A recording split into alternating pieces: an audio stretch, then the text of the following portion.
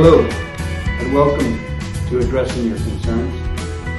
My name is Jesse Fuentes, and I'd like to invite you to today's show. We've got a presentation of the Eagle Pass Mayoral Debate. Candidates that are running for mayor of the city of Eagle Pass were present.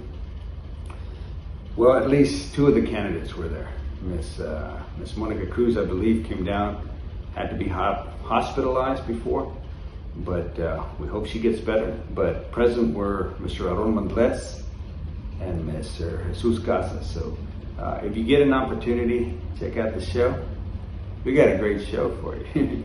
And we look forward to closing it up with the town hall coming up on April the 12th, 2025 at 5:30 at the ICT Center East Room. And this particular town hall meeting, the audience gets to ask the questions. Yeah. In the first one, we had a mixed Q&A session. Second one was strictly committee questions. But this third one, the town hall, which is being held on, like I said, April the 12th at the ICT Center in the East Room from 5:30 to 7:30, you get to ask the questions. So we're going to have not only candidates for the city races, but we're going to invite other elected officials like our Maverick County Judge, our State Representative Morales, even our federal representative, Mr. Gonzalez, will be invited, perhaps a member of the school board, hospital board. We want people to give you the state of our county address. So hopefully you'll tune in and get out there. But for now, enjoy this presentation of the Mayoral Debate. Thank you for your time. Hello everyone, good afternoon and welcome to the City of Eagle Pass Mayoral Debate, sponsored by the Eagle Pass Border Coalition and also the Eagle Pass Business Journal, the Elm Creek Park and Greenbelt Association, and last but not least, the Eagle Pass Digital Art Society. My name is Jesse Fuentes. I am a volunteer board member for the Eagle Pass Border Coalition. And we're honored to be here before you, and we're thankful that this is the second event of 3 that have been planned. The first one occurred on March the 18th, which was a candidate Q&A session, and this is the Mayoral Debate. And we were excited about the fact that all 3 candidates were going to be here, but for one reason or another, Ms. Monica J. Cruz will not be able to attend tonight. She's, I believe, if not hospitalized, she's pretty sick, perhaps dehydration. And she did call us, and we wished her well. Hopefully she can regain her strength, and maybe she can attend the third session, which will be on April the 12th on a Saturday. And that is a town hall meeting. And it is the intention of the organizations involved in this type of endeavor to bring attention to our community and the individuals that are vying for political office. And it's important that you get to know them. Of course, we are all nonpartisan organizations that just want to provide a venue for an open forum where people get a chance to hear from the candidates and get a chance to listen to them and participate in, I guess, civil conversation. So we thank you for taking the time to be here. Candidates, Mr. Valdez and Mr. Casas, thank you for being here. We look forward to a great debate. Basically, I want to let you know that right now we are recording to Facebook Live on the Eagle Pass Business Journal webpage, and we're also recording for a 3-camera shoot for the Eagle Pass Border Coalition YouTube channel.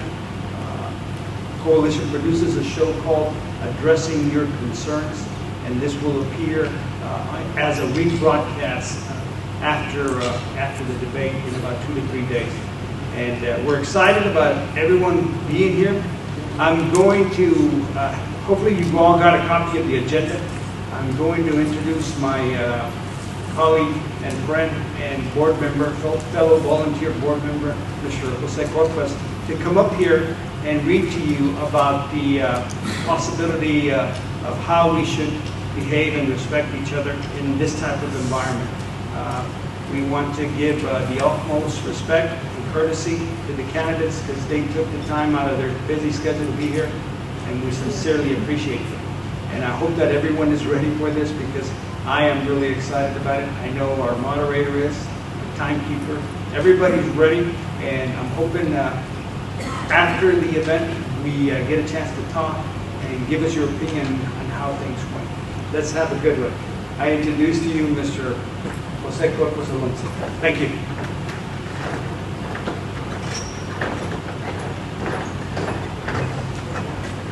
Buenas tardes a todos por acompañarnos esta tarde. Como dijo mi compañero Jesse, mi nombre es José Alonso Corpus y soy un miembro voluntario de la mesa directiva del Eagle Pass Border Coalition y es un honor tenerlos aquí a todos, ¿verdad? Hoy también es un día muy especial porque vamos a tener un formato totalmente diferente.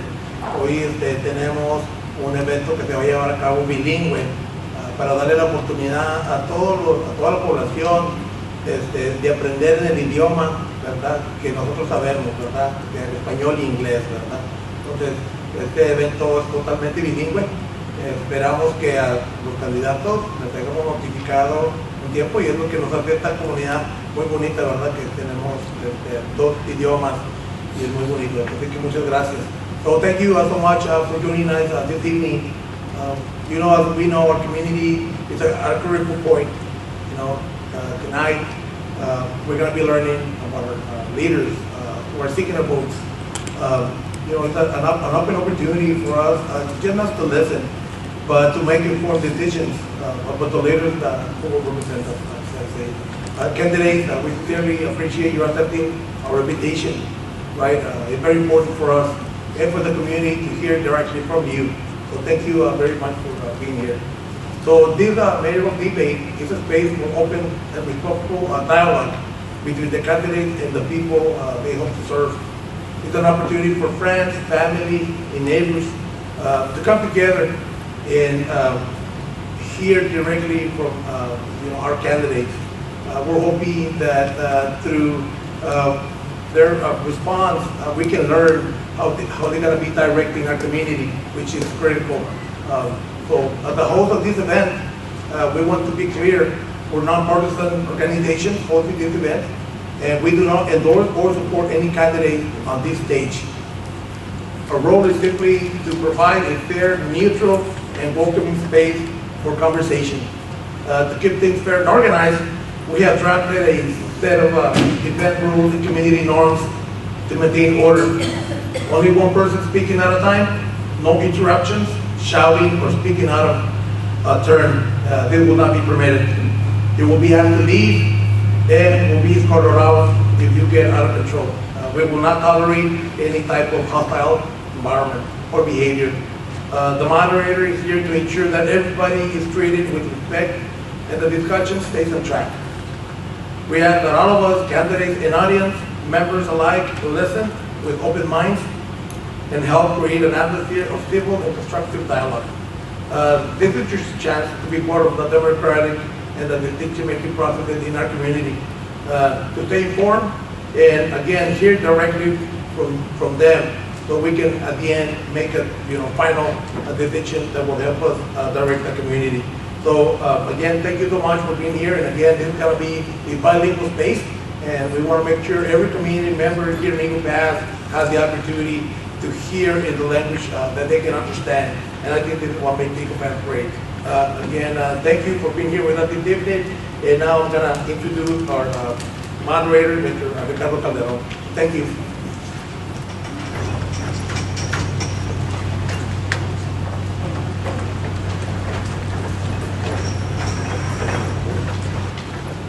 Good afternoon, ladies and gentlemen, and the candidates who are here present today. Mr. Jesus Casas, CPA, and Mr. Aaron Valdez. And we are extremely regretful and remorseful that Ms. Monica J. Cruz advises at 5:28 p.m. this afternoon that she is hospitalized due to certain illnesses, more than likely from the heavy campaigning she's been doing. But nonetheless, she's unavailable, and she extends her regrets to the public that is present here and to her fellow candidates, as well as to the thousands of viewers on the Eagle Pass Business Journal Facebook that are watching this live. And muy buenas tardes, damas y caballeros, y a los candidatos quienes están presentes con nosotros en este debate para la posición de mayor de la ciudad de Eagle Pass, en esta próxima elección que se va a llevar a cabo el día 3 de mayo de este año 2025, cual la votación anticipada empieza ya pronto en 21 días, en 3 semanas. Hoy es miércoles, el martes 22 de abril, y por una semana hasta el día 29 de abril se va a llevar a cabo la votación anticipada. Pues muy buenas tardes, vamos a darle la bienvenida aquí a los candidatos. Los voy a introducir a los candidatos quienes aceptaron estar presentes aquí con ustedes y contestar las preguntas que ustedes, el público, nos han enviado a nosotros para saber cuáles los pensamientos, las pólizas y la plataforma y las opiniones de cada candidato para el puesto de mayor de la ciudad de Eagle Pass. Un puesto bastante importante para todos los casi 30,000 habitantes y ciudadanos de la ciudad de Eagle Pass. Primeramente, we'd like to welcome Mr. Jesus Casas, CPA. Mr. Casas has extensive public service experience, having served as the Maverick County Assessor, Tax Assessor Collector, and he's also served as past chairman of the Eagle Pass International Bridge System.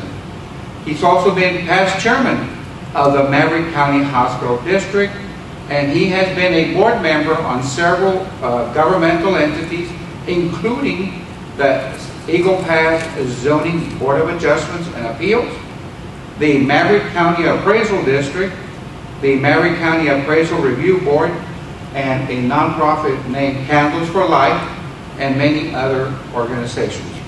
Mr. Casas is a certified public accountant, and he owns his own accounting and auditing firm, Jesus Casas LLC, for over 25 years. He is a graduate of the University of Texas at San Antonio with a degree in finance. He, after graduating from UTSA, he studied and successfully completed and earned his certified public accountant license, one of the most difficult in the state of Texas. He also pursued postgraduate study with a concentration in government, finance, and tax. He is married to Annette Perez Casas, and they have 3 lovely children, Ana Laura, Sebastián, and Leonardo. Let's welcome Mr. Jesus Casas.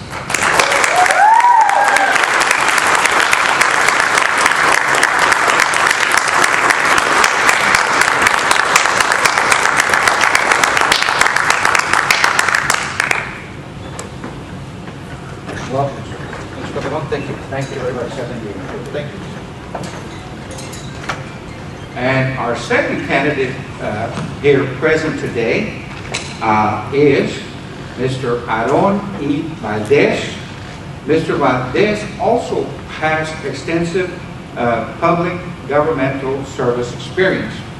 He is currently serving as the chairman of the Maverick County Hospital District Board of Directors, which he was elected to 6 years ago. And 4 years ago, his 3 different previous boards have elected him to serve as chairman of their board of directors. He is an entrepreneur and also a licensed funeral director and embalmer. He is also the founder of a energy utility company, Smart Energy Solutions. That is a solar installation and sales, the only one that is locally owned and operated in the city of Eagle Pass and within the Middle Rio Grande region.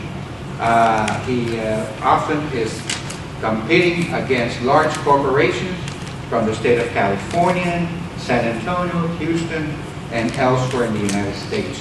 But through his business, he's employed a considerable number of people in the community, including professionals.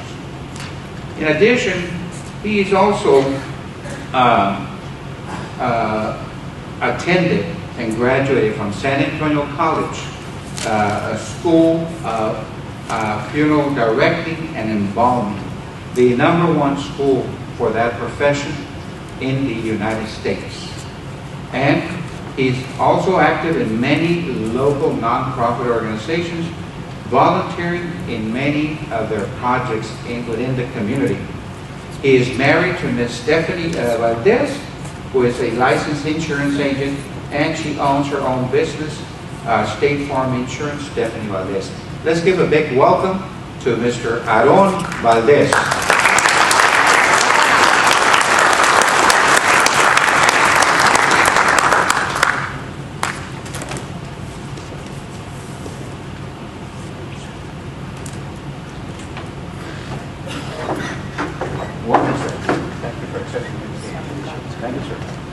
All right. Muy bien. Debido a la demanda popular de ustedes, los votantes de la ciudad de Eagle Pass y los fieles seguidores del Eagle Pass Business Journal, nos han pedido que, como el 96% de la comunidad de Eagle Pass son de descendencia hispana, latina y habla español, que también pudiéramos conducir este debate bilingüe en ambos idiomas, en español y en inglés. Hemos aceptado su petición y vamos a estar llevando este debate bilingüe en ambos idiomas, inglés y español. La mitad de las preguntas van a estar en inglés y la mitad van a estar en español, y los candidatos pueden contestar como ellos desean, inglés o español. Les vamos a dar 90 segundos cuando la pregunta es dirigida a uno de ellos, y al otro candidato le vamos a dar 60 segundos para su contestación por respuesta. ¿Ok? Vamos a empezar aquí el proyecto, y bienvenidos, y vamos a empezar este gran debate de los candidatos para la oficina del puesto de mayor de la ciudad de Eagle Pass. Presente el señor Jesús Casas y el señor Aaron Valdez. Un gran aplauso. Y ahora vamos a empezar.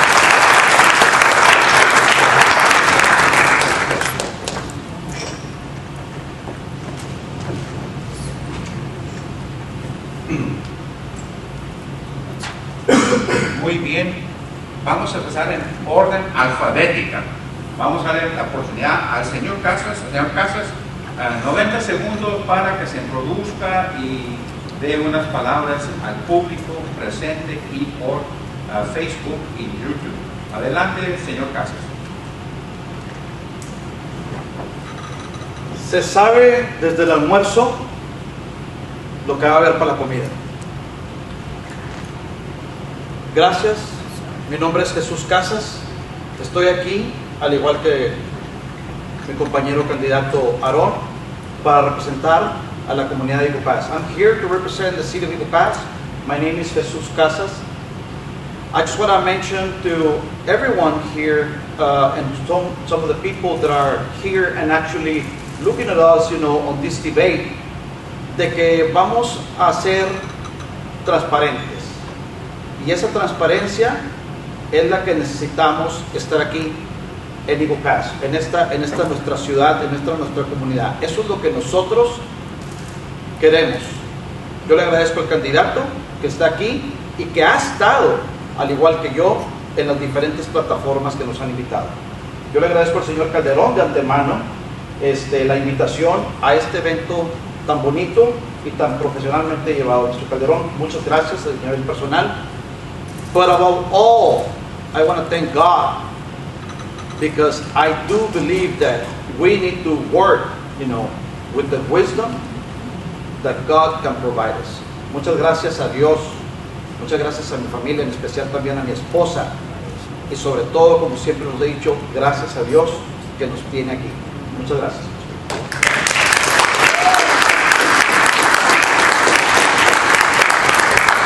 Y ahora le vamos a dar la palabra al señor Aarón Valdez para unas breves palabras aquí al público y a los que nos están viendo por Facebook y YouTube.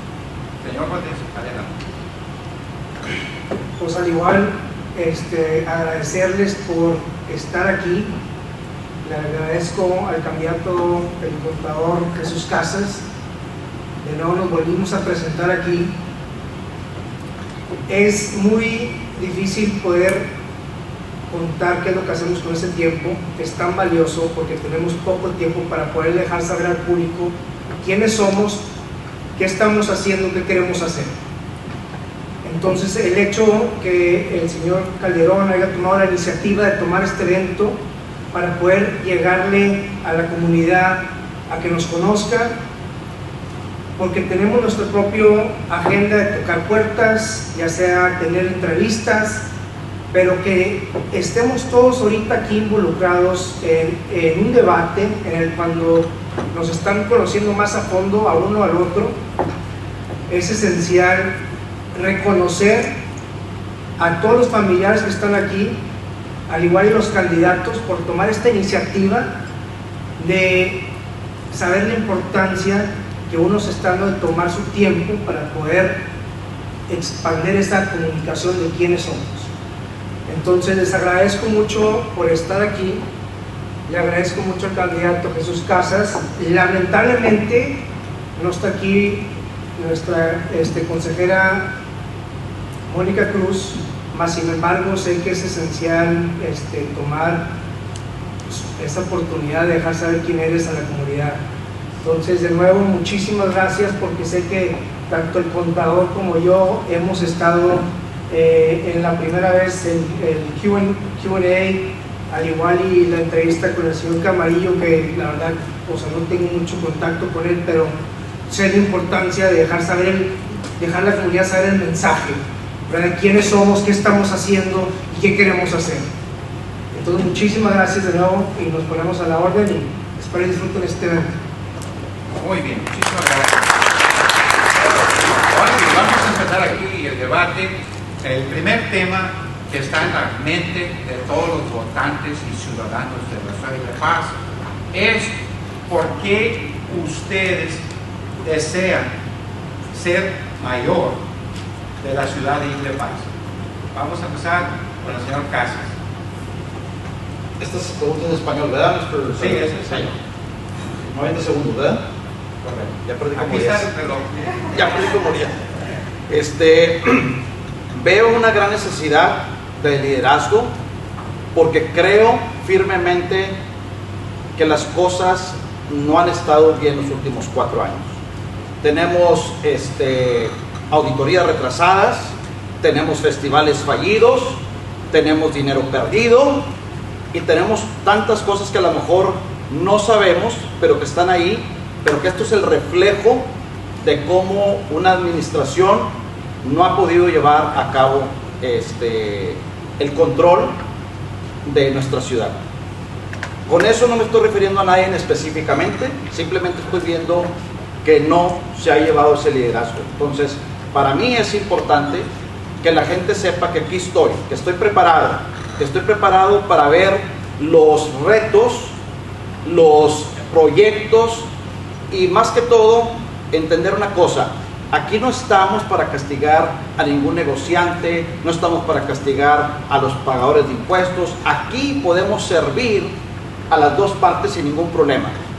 Por eso tenemos que tener el conocimiento para poder llegar a la gente que a lo mejor no tiene esa apertura de información como la tendríamos nosotros. Es importante también sentarnos con los inversionistas y decir: esto es lo que queremos o qué ofreces tú y poder sentarnos a la mesa de negociación donde todo sea un ganar-ganar para los dos lados.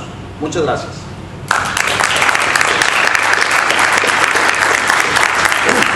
Ahora, el señor Aarón Valdez. Cuando regresé de colegio y empecé a trabajar en la empresa familiar como director funerario embalsamador, me di cuenta de la necesidad médica que la gente necesitaba, que la comunidad necesitaba. Falta de servicios médicos, de especialistas dentro de nuestra comunidad, y esa misma necesidad me hizo de tomar la iniciativa a correr para el hospital del distrito. Por esa misma pasión de servir como el público necesitaba, o la comunidad necesitaba, corrí para el hospital del distrito. He estado ahí los 6 años y la verdad que me ha sido un reto, más sin embargo un reto cumplido, porque sé que ya he servido. He servido a la comunidad administrando bien el flujo de efectivo, administrando bien los impuestos, más sin embargo siempre teniendo los servicios médicos dentro de la comunidad en mente, que ahorita me siento realizado, cumplido en el hospital distrito. Y al igual como dice el contador, ya existe una necesidad de liderazgo. Ya ahorita no se está postulando de nuevo nuestro licenciado Rolando Salinas y veo falta de liderazgo. Más sin embargo, no es nomás la falta de liderazgo, veo el diamante en bruto en Eagle Pass, donde tenemos tanta potencial, no hay donde no podamos crecer o desarrollar. Estamos ahí, es una ciudad muy virgen, con mucho potencial. Entonces, afortunadamente el hospital del distrito está en excelentemente buenas manos, pero sé que la ciudad necesita buen liderazgo ahorita, porque hay muchas oportunidades y tenemos mucho potencial. Por eso estoy corriendo para arriba. Muchísimas gracias. Muy bien. Ahora sí, we're going to do our first question in English. We'll start with Mr. Valdez. In your opinion, sir, what are the top 3 key issues facing the city of Eagle Pass, and what initiative or action would you recommend for addressing these 3 key issues that you identified? I feel that our 3 key issues would definitely be our streets, or good infrastructure. How would I address it would be, we're already at a point where we're working as a metropolitan planning organization. We have to have a thoroughfare plan consistent with our counties, make sure we're in good collaboration and develop it, but at the same time be in good communication with the private sector to make sure that we're all on the same page throughout its development. I also see a huge necessity in executing our plans on small business development, and we still have our Ritzkins building, which has so much potential, but it's vacant. When we usually go to a bank and ask for a loan, they want to make sure it's already a vacant property. So I just don't know why it's empty. So I see a huge necessity in business development, but done the right way, giving incentives, maybe small business loans, and looking into our downtown as well as vacant lots, maybe start asking for those same property owners to either do something with their property or maybe sell it. I feel that right now our public safety is an issue. Our traffic, we have too much congestion. We can't have, I mean, at the moment I have a couple of notes. We have 3 fire stations, that attend to 65,000 of our population. We have the tribe that we have to cater to, the military. I feel like our public safety is hindered. We have to look to a way to solve this issue. And be either have a good plan with our city manager, because I always feel strongly about not micromanaging, but having a good direction. We still don't have our economic development director. We still don't have our parks director. We still don't have a chief of police. We don't have direction. For the longest period of time, and I wish Ms. Bruce were to be here, but for the longest period of time, we didn't have a city manager. And she was the one that made a motion to get him fired. Your time is up. Sorry. Thank you. Thank you. All right. Can I respond to that? Yes, Just what else? I'm responding. This is not my 90 seconds, right? we're going to give you, in light of the fact that the third panel didn't show up, we have a little bit more time. All right. So we're going to give you each a minute and a half for every question and response. Okay, so I'm just going to follow up on what Mr. Valdez here mentioned. We need direction, and this direction has to do with getting those positions filled. And it seems to me like this gets a little bit political, with the positions. And we have seen it, recently. We have seen, that certain positions are actually kept for, I guess, people that you owe favors or people that you want favors from. So going back to the three key issues. Number one, I think this community needs to have trust in their leaders. Why trust? Because we have not been transparent. And I wish, she could be here so that she could respond to that, because we need to ask ourselves, what is it? I mean, are we better today than 4 years ago? Because 4 years ago, we didn't have, the losses of the festival. We didn't have, all this going on and so many things that are happening, and they're not being transparent, and then, they want to extend the audits, the forensic audit. So, trust, number one. Number two, we need to take care of the taxpayers, because the trust is in relation to them. So, taxpayers are always disappointed on how their taxes are being used into the budget. So, that's a wasteful spending. That's, fraud. So many things that are out there. That's why the trust, is very bad right now as we speak, under the direction of some people that didn't show up today. So, and number three, very important, we need to assist those that are trying to open a business, the different investors, the businessmen. I was originally hired when the Sol Ross took over the Small Business Development Center, so I used to be a business advisor, and that I have a lot of experience, not only through SBDC, which I used to belong to at the Sol Ross State University, but also, my 25 years, of experience. Thank you very much.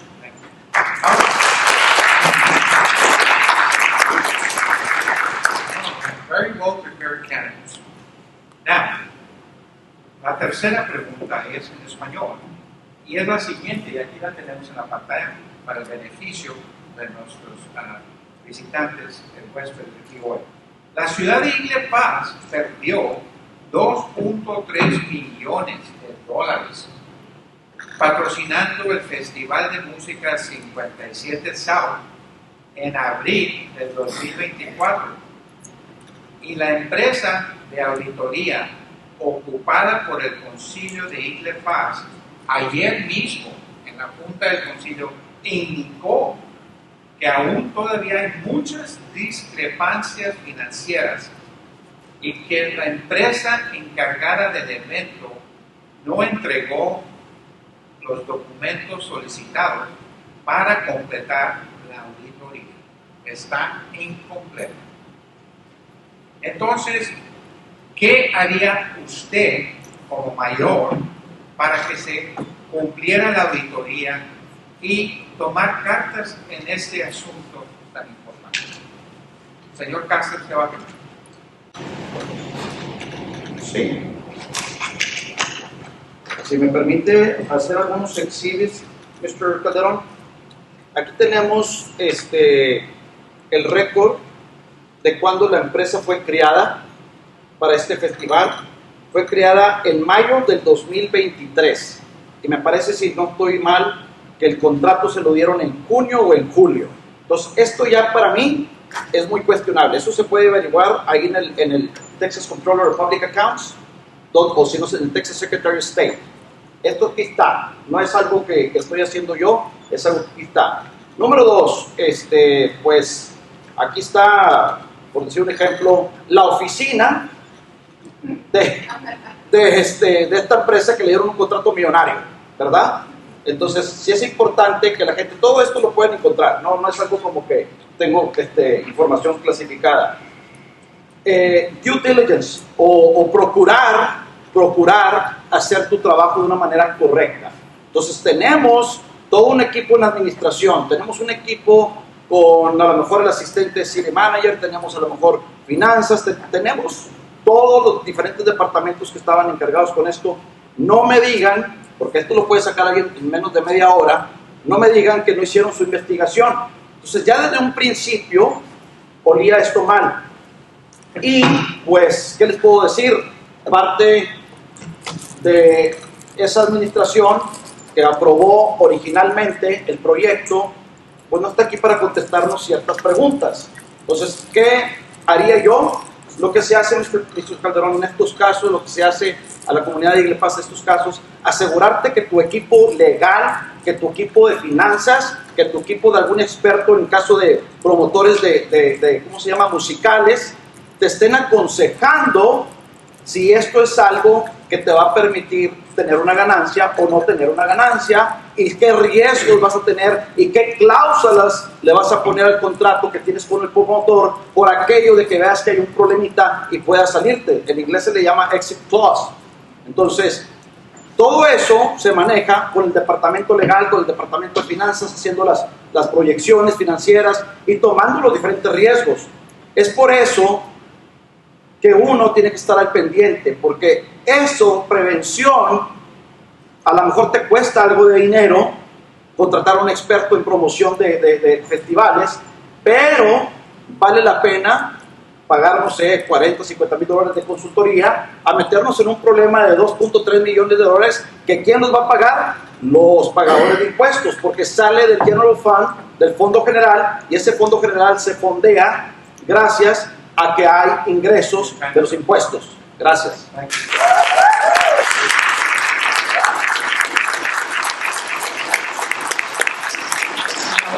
le vamos a dar la oportunidad, la respuesta aquí al señor Valdez. ¿Qué haría usted como mayor para que se cumpliera esta auditoría incompleta? ¿Y qué cartas tomaría usted en este asunto para que los pagadores cumplan con su auditoría? El pueblo demanda saber qué pasó. Mire, el hecho, la verdad que estemos utilizando este evento, o que haya utilizado este evento como una propaganda política, debería ser insultante para la comunidad, y que no se presentara para poder defenderse, le agrega más valor. Puedo ahorita decirle misa de lo que pudiera yo hacer, más sin embargo, lo que sí le puedo decir es que la consejera Mónica Cruz tomó la iniciativa, ella fue la que hizo la moción para correr o para que se retirara el city manager anterior, y no tuvieron city manager por 2 años, y no tuvieron city manager durante este tiempo y esta situación. Entonces ella tomando la iniciativa, decidieron tomar el riesgo de un evento que iba a valer arriba de 3.2 millones, de algo que nunca la ciudad se ha involucrado, algo de eso no se dedica. ¿Por qué invertir tiempo, dinero en eso cuando tenemos 3 estaciones de bomberos atendiendo arriba de 65,000 personas? No tenemos un generador para casos de emergencias hay miles de cosas que pudiéramos estar invirtiendo nuestro dinero en vez de esto, mas sin embargo esto se tomó por falta de liderazgo. Entonces, si me dijera que qué decisión tomar ahorita, pues necesitaríamos buena dirección. Muy bien, excelente, gracias. And now we're going to go to the fourth question of today. Sir, I'm sorry. Mr. Aderon, are we allowed 60 seconds to respond? No, we're going to move on. Oh, you're going to move on. We went a little bit over. Okay. Okay, thank you, sir. All right, the fourth question is, fresh water is the most precious source on earth, and it's essential for human population growth and for economic development. Texas is in a severe water drought, including Eagle Pass. The Rio Grande River is Eagle Pass's sole source of water, and it is quickly drying up. As mayor, what steps would you take to secure a second source of water for Eagle Pass? And how would the city of Eagle Pass pay for it? It's estimated that it might cost as much as $500 million to $1 billion. Mr. Valdez. I feel that it's essential to work with our state rep, Eddie Morales, Director Morales, our Congressman Tony Gonzalez. It's essential to make this vocal that we are in a crisis, in a critical need of another source of water. So we got to reach either state and federal government to let them know our need for water, and already start looking to other sources, either seeding, to find a way to bring this to fruition. But we can also start creating awareness locally.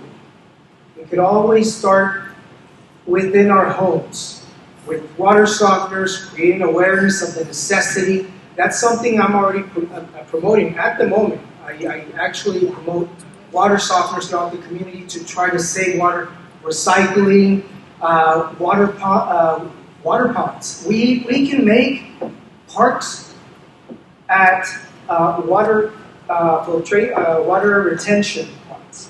We can have parks there.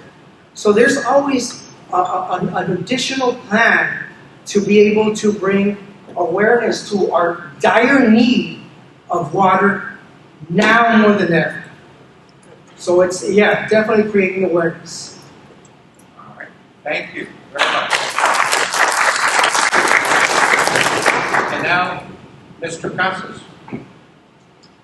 It is my understanding that the mayor appoints the people of the board for the waterworks system. So we're talking about an issue here that is a big issue for the community, but at the same time, how can we prevent this situation of solving problems last minute? I mean, I'm against that. I'm against, telling me that there's an issue, last minute. So it seems to me like, was administration aware of this? But let's just forget about that. Let's just concentrate on resolving the issue. Number one that I will do is sit down with the people at Waterworks. I'm pretty sure they're good people, which need to make sure that they communicate to us, because usually when they communicate to us, we can both, and we, along with the other collaboration of the entities, become aware, and not only become aware, but trying to resolve this issue. Now, it is an opportunity. I don't want to call it an issue, but it's an opportunity to make sure that Eagle Pass creates an alliance, making sure that Representative Morales, Tony Gonzalez from the federal part of it, and so many other people that the Texas. I used to be the finance director for the Waterworks, by the way. So that's why I know the system. So we need to sit down with them, and we need to see, what is it? Where are we going to be finding this water? And what are the possible solutions that we can do? And if there's going to be a loan in order to create this solution, then we need to find out what is it that is in our best interest, probably request the government at the federal level to help us out, request, the state level to help us out. So we need to find the solution. And last, at the very last, I want to put, creating bonds to pay for that, because at the end of the day, those bonds are going to be paid by taxpayers' money again, or the users of the water system. And I mean, we're complaining right now because of the trash, collection that went up.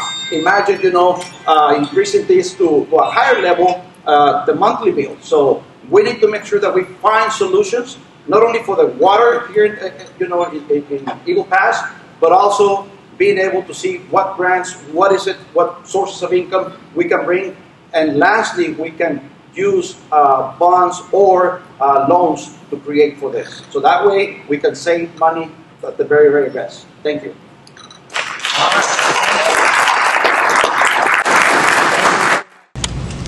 Esta siguiente pregunta va a ser en español, ¿verdad? Y esa es: la ciudad de Eagle Pass utiliza los ingresos de los dos puentes internacionales para sostener el presupuesto fiscal anual de la ciudad y mantener bajos los impuestos de propiedades de la ciudad. El condado de Maverick ha recibido un permiso presidencial a favor de una empresa privada para construir dos puentes internacionales nuevos, uno de fletes comercial y otro de un ferrocarril, ¿cuál competirá con los de la ciudad? La mayoría de los ciudadanos están de desacuerdo con la construcción de estos dos puentes privados por muchos motivos, pero principalmente por motivos de contaminación al agua, aire, de ruido, riesgo de accidentes con sustancias peligrosas, riesgo de inundaciones de los arroyos Elm Creek y Seco Creek, la falta de la infraestructura de carreteras y puentes para el tráfico de camiones que vienen. Como mayor, ¿qué acción recomendaría usted la ciudad deberá tomar? ¿Y usted estaría a favor o en contra de estos dos puentes en el sitio propuesto? Son dos preguntas. Empezamos con el señor Casas. Para empezar, no me gastaría 3.6 millones de dólares en una oficina de 3.600 pies cuadrados, la cual facturaron a $1,000 el pie cuadrado. No sé quién aquí del público o el que nos esté viendo sepa que $1,000 el pie cuadrado es una exageración. Yo me dedico a los bienes y raíces, yo me dedico a construir, tengo 22 años en esto, y lo único que te puedo decir es que yo lo residencial lo facturo a $150 más o menos el pie cuadrado para venta, no mi costo, para venta. Número dos, pues ¿qué les puedo decir? Si fuera comercial, quiero pensar que le vamos a agregar un 50% más, que nos da $225, pero no nos vamos a ir al 50%, nos vamos a ir al doble, al 100%, son $300 el pie cuadrado, una super ganancia, y ya quisiera yo tenerlo una vez al año. Y aquí está, pues, la que faltó el día de hoy, aprobando este tipo de cosas, lo cual hace un abuso a la hora de los costos, porque fácil puedo decir que se desperdiciaron arriba de $2 millones en esta construcción. Entonces, si vamos a manejar los recursos de los puentes de la manera que ya la tenemos aquí, pues ahí ya empezamos mal. Y número dos,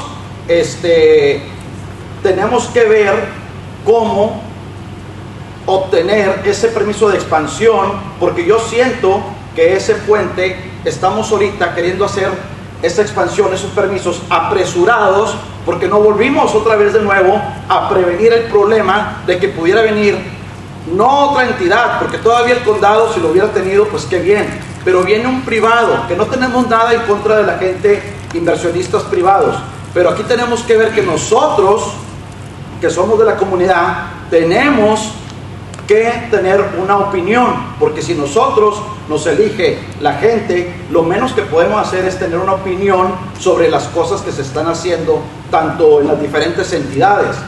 Para mí es muy importante sentarme en la mesa de negociación con privados o con entidades de gobierno o con entidades que son sin lucro, sin fines de lucro, para ver cómo podemos encontrar la mejor solución, porque el puente ahorita 3 puede que sea un problema, porque no he visto el contrato, yo no he visto... La última pregunta, ¿usted estaría a favor o en contra de estos dos puentes en el sitio propuesto ahorita por el condado? No tengo suficiente información, pero me sentaría a la mesa de negociación para ver cuál es el mejor interés de la ciudad. Gracias.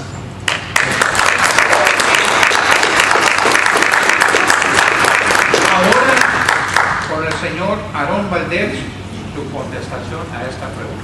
Sí, creo que, mire, tenemos esperando sus buenos 6 años la expansión de nuestros puentes, del puente, y hemos estado esperando, y el permiso presidencial apenas ahorita creo que fueron a Washington para darle su avance, y la entidad privada se va a mover lo más rápido que pueda. Entonces creo que si se va a hacer, pues que se haga, pero que se haga. Entonces me preocupa, ¿verdad? Porque entrando ahí no sé en qué estado va a estar y para cuándo pueda estar listo. Entonces mi iniciativa sería darle seguimiento y aterrizar ese proyecto. No sé qué tan avanzado esté al momento de entrar. Ok. ¿Y usted estaría a favor o en contra del sitio propuesto? No sé qué sitio propuesto usted proporcionado, mas sin embargo creo que deberíamos de poner como hincapié la expansión. No sé exactamente los detalles de los sitios propuestos tampoco. Muy bien, gracias.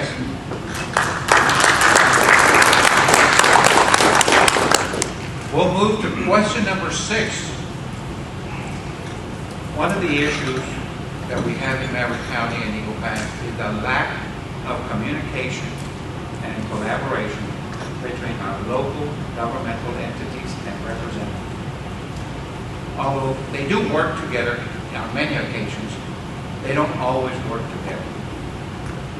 As a matter of fact, on Monday, just 2 days ago, State Representative Eddie Morales filed a proposed House Bill number 74 on Monday, March 31st, in the 89th Texas Legislature that is currently ongoing in Austin, Texas, requesting the passage of a state law that will create and establish a new governmental entity known as the Puerto Verde Port Authority District, a special district and authority that will be able to impose assessments, fees, taxes, issue bonds, and have a limited power of eminent domain. They have identified 4 properties. The total acreage is 3,322.57 acres. These are immediately north of the city limits of Eagle Pass. And it's for the benefit of and this legislation was proposed without the benefit of a public meeting, a town hall, or a referendum election by the citizens of Eagle Pass and Maverick County. Although notice was given as required, but there was no discussion to the public that this was going to be proposed and be happening, neither by the state representative, Morales, nor the Maverick County Commissioners. The new proposed Puerto Verde Port Authority District may affect and impact the city of Eagle Pass's citizens their economic interest or their legal interest if it is established. As mayor, what are you going to do to protect the city's best interest concerning this new proposed Puerto Verde Authority district? And would you be in favor or against this new Puerto Verde Port Authority district? We'll start with Mr. Aaron Valdez. I think we need to create just like we have our town hall meetings and our community outreach, we should request or ask our state representative, our congressman, and ask them to really voice their agenda beforehand, especially those big items, so we can voice it to our community beforehand, or as they come about, be able for us to start letting our community know what's happening, and what's going to happen. So I feel we really need to voice it out to our community, have that community outreach, and it should be essential to do that consistently and see that big projects like this, we should have all our community involved in decision making. And I feel like projects, I mean, maybe this one, and I know a lot of other projects have been based on just the essentials and not really voicing the need of being involved in these big types of projects. So try to really have that community outreach to have them involved in these types of projects. And would you be in favor or against the establishment of this new Puerto Verde Port Authority district? This is completely new to me. I would really have to look into exactly what it's proposing and really see why would our state representative propose this house. That's right. Thank you. And Mr. Now we'll go to Mr. Jesus Casas. Transparency, right? I don't like to do things on the back, behind closed doors. So I guess this is about transparency, trust, again, like I mentioned a little bit ago. And one of the things that you need to know is that everyone here that has an elected position depends on the voters. So if you're coming to the voters to request, support at the time of casting your vote, I guess you gotta give that to the community, the information. Now, I know this for a fact that in one of the town hall meetings that Puerto Verde had, I remember a related party to our state representative mentioned that she had an interest into the Puerto Verde. I remember that because I was there.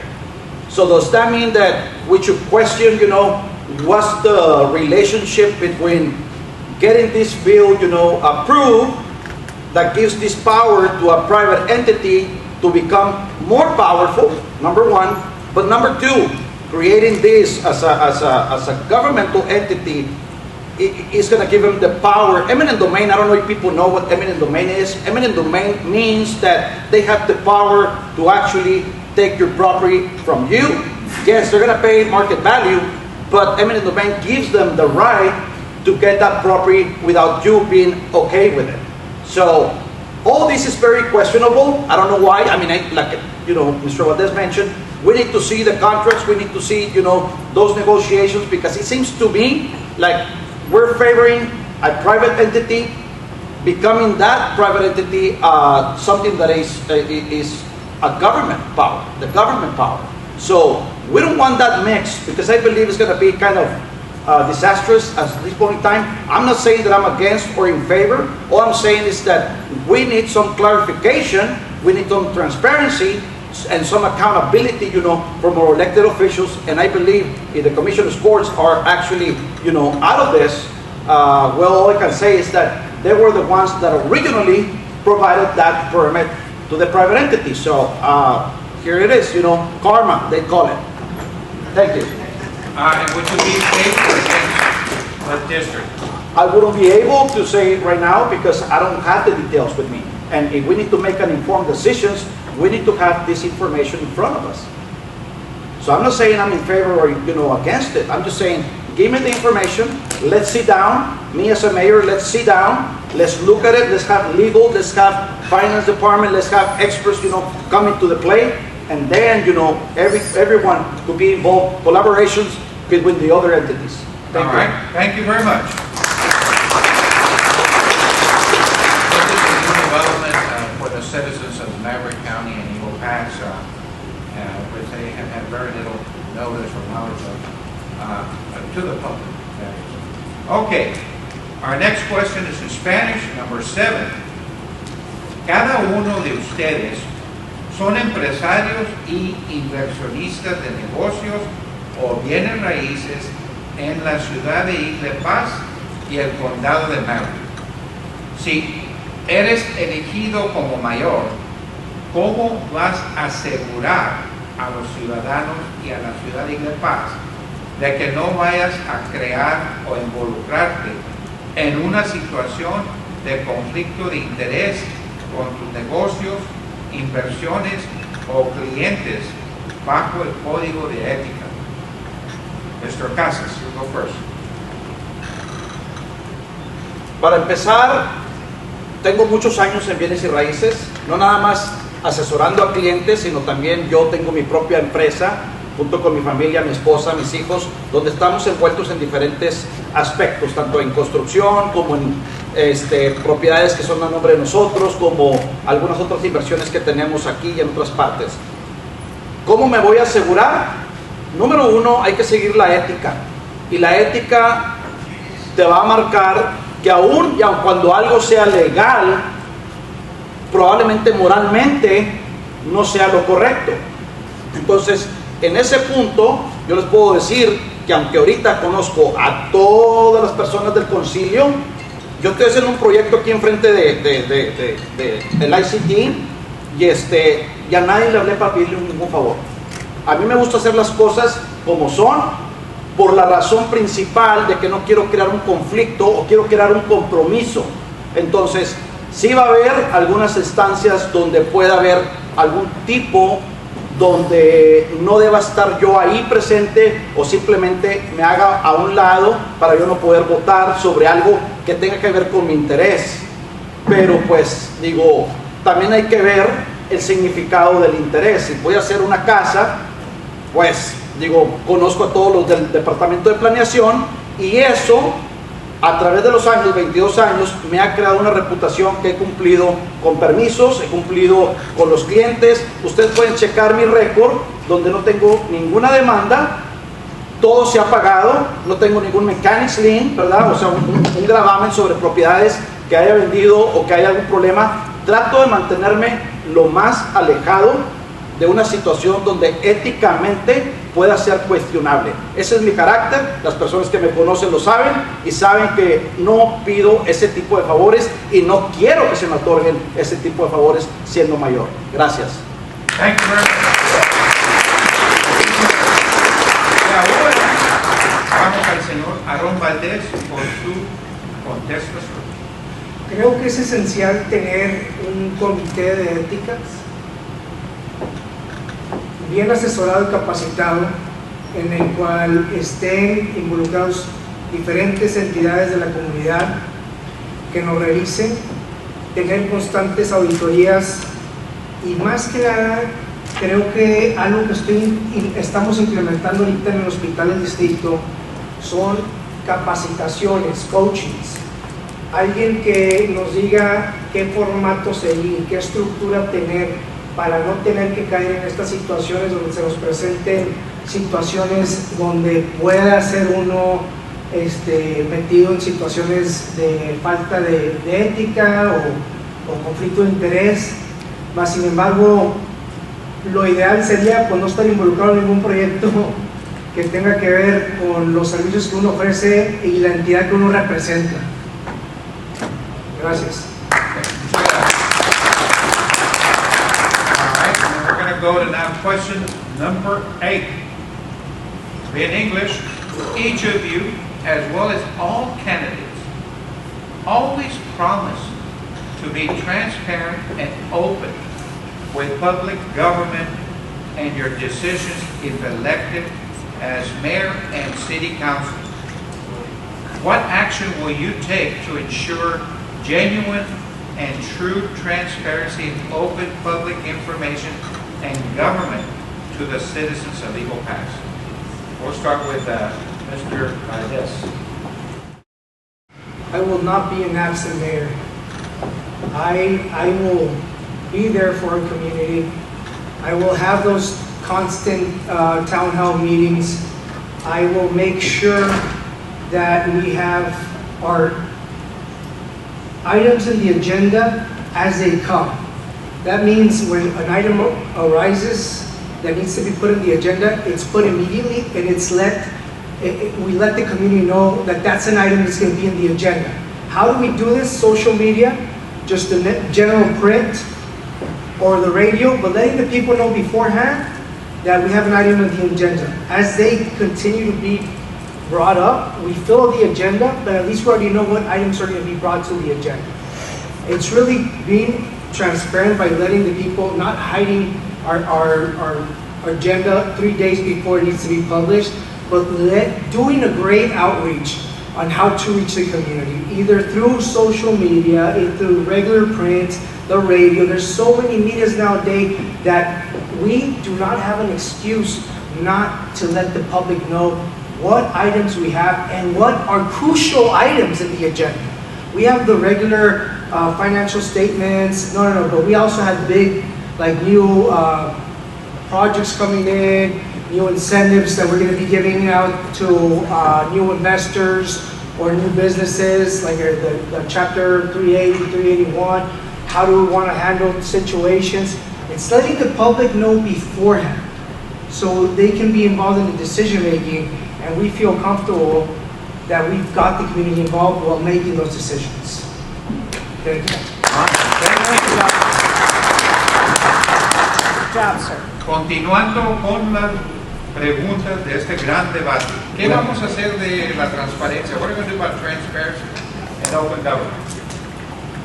Transparency, well, here's an example. All I can say is that if you want to be transparent, first of all, you got to be approachable. People need to be asking you questions. People need to actually be able to be with you, ask you. Like I mentioned in the past, I don't have a problem with, in getting rid of the executive sessions. I don't have anything to hide. What it is, it is. And I don't want any, closed door policies at all. Yes, there are some situations that has to do mainly with employees, personnel, different things. Maybe a crime, something that happened, But the reality of it is that we have the different media, the usual media, the newspapers. We have now the internet. We also have, the social media. So all this needs to be exposed, and not only be exposed after the fact, but they need to be exposed before, the decisions are taken, so that people can approach you, so that people, if they see you, in Walmart, hey, Walmart, you owe me advertising. So if people see me, in Walmart, or they see me somewhere, in the community, in a restaurant, they can ask me. They can ask me. I don't have a problem. I don't have a problem in getting rid of the executive session, portion of the meetings, because sometimes when they come back from the meetings, they just decide on whatever they discuss out there. So the people, the public, is still like blind, still like, hey, what happened? We didn't understand. They just voted for it. So that's transparency. Transparency is making sure that people, the ones that we are representing, know the facts. And there are consequences to it, If we make bad decisions, they're going to stop us in Walmart and just, tell us that, hey, I didn't agree with you on this. Thank you. Your time is up. Thank you.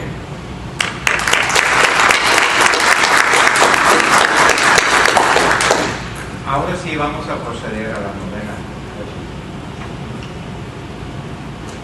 la administración y el concilio de la ciudad de Eagle Pass, respectivamente, se han atrasado mucho tiempo en ocupar puestos críticos para la administración de la ciudad. Por ejemplo, 20 meses para un gerente de la ciudad, 1 año para ingeniero de la ciudad, ya van 10 meses para un director de desarrollo económico, 4 meses para un nuevo jefe de policía. Estos atrasos le han costado mucho dinero a los pagadores de impuestos y en muchas ocasiones candidatos menos calificados han sido ocupados en lugar de otros candidatos mejores calificados. Como mayor, ¿qué vas a hacer para asegurar que los candidatos mejor calificados sean ocupados en lugar de los candidatos menos calificados? Señor Casas. Número 1, yo creo que tenemos que buscar en recursos humanos, que es el departamento que se encarga de la contratación, el despido de las personas o la modificación en horas. Eso se encarga de recursos humanos. Una de las cosas muy importantes es, ¿por qué no crear una póliza? Porque no sé si existe, pero a lo mejor ahí está, o no existe, y poderla crear, de promover de adentro. Si tienes un asistente de parques y recreaciones y se te va el director de parques y recreaciones, ¿por qué no darle la oportunidad al que ya sabe, al que ya tiene las calificaciones, al que es la mano derecha del que se está yendo? Eso es lo más común. Ahora, también entendemos que eso sería mi primer acercamiento. A veces hay gente también que dice, ¿sabes qué? No, porque a mí no me gusta esa responsabilidad, a mí me gusta que me manden, no me gusta que me dirijan, y la verdad, no. Lo que sí puedo hacer es por un tiempo temporal de no más de 2 meses, en lo que este proceso se lleva a cabo de contratación, tomar el puesto y tomar las direcciones para que el departamento no se quede volando. Pero ya si hablas de más de 3 meses, 6 meses, 20 meses, y más que todo en posiciones donde realmente se necesita una dirección, pues ¿para qué contratar amigos? ¿Para qué contratar gente que a lo mejor le debas un favor político? Digo, no es así, no es así. Se tiene que hacer, como dijo el señor Valdez, una comisión de ética que rija qué estás haciendo, porque a lo mejor te van a decir, no, es que es legal, podemos contratar a alguien así o asá. No, transparencia a la hora de contratar y asegurarnos que el mejor candidato sea el que está en ese puesto, porque de esa manera también nuestra ciudad lleva a cabo mejores decisiones, más éxito en el proyecto en conjunto, con todo lo que tiene que ver el departamento que se está usando. 20 meses para el City Manager, 10 meses para el Economic Development Director, 6 meses que se tardaron para el Finance Director. Es injustificable. Gracias. Thank you. Ahora pasamos al señor Aarón Valdez. Señor Valdez, adelante. Gracias. Creo que sería una injusticia hablar mucho de este tema sin que estuviera aquí la consejera Mónica Cruz, mas sin embargo, pues creo que es una situación de política. Es algo muy irreal ver el no tener administrador de la ciudad, director de desarrollo económico, chief of police. O sea, es un juego. La verdad que no supiera dar una buena razón. Creo que está muy involucrado el concilio en la toma de decisión. Entonces, pues creo que apenas ella que nos conteste, ¿verdad? Tristemente no está aquí. ¿Qué haría usted como mayor para asegurar que los mejores candidatos calificados sean ocupados? Creo que lo que haría fuera poner a un administrador de la ciudad dejarlo trabajar, capacitarlo, darle buen coaching, contratar a alguien externo, y es algo que estamos haciendo. Para que sepan, en el Hospital del Distrito tenemos coaching para los miembros de la mesa directiva, para que nos enseñen cómo ser buenos miembros de la mesa directiva en un hospital del distrito, al igual, y que den un buen coaching al CEO de un hospital del distrito. Y esto es algo que ya estamos haciendo ahorita, porque sabemos que maestros y a lo mejor empresarios no saben mucho de cómo manejar un hospital del distrito. Entonces necesitamos asesoría, y a lo mejor un CFO con muy buena experiencia que tenga no sabrá administrar un hospital del distrito muy bien. Entonces es eso, es darles el puesto, dejarlos emprenderlo, mas sin embargo darles la asesoría, los recursos y la capacitación. Gracias. Muchísimas gracias. Our next question, number 10. During your campaigning, each of you have done extensive block walking to meet the city voters and learn from them what are their concerns about city government, promising to represent them at city council if elected mayor. The Eagle Pass City Council approved on May 7, 2024, the third and final reading of an ordinance establishing the City of Eagle Pass Tax Increment Reinvestment Zone number 1 for approximately 2,300 acres to a private real estate investment group that increased the city limits by 38% and agreed to give them a tax abatement for 50 years, estimated to be worth up to $97 million of city ad valorem taxes, and the authority to issue up to $114 million in bonds to reimburse them the cost of constructing the project infrastructure, the roads and utilities, the water. Despite repeated city taxpayers' concerns publicly expressed at several city council meetings and a public town hall meeting held in this same room against the project, or advised the council to renegotiate the terms of the project.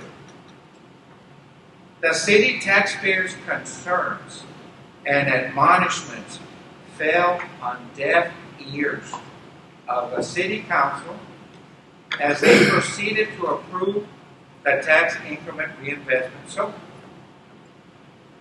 As mayor, will you genuinely represent the best interest of the city taxpayers every day instead of just when you are campaigning?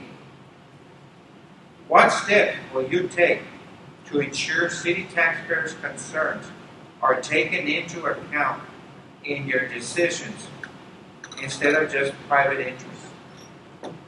Mr. Valdez, you go first.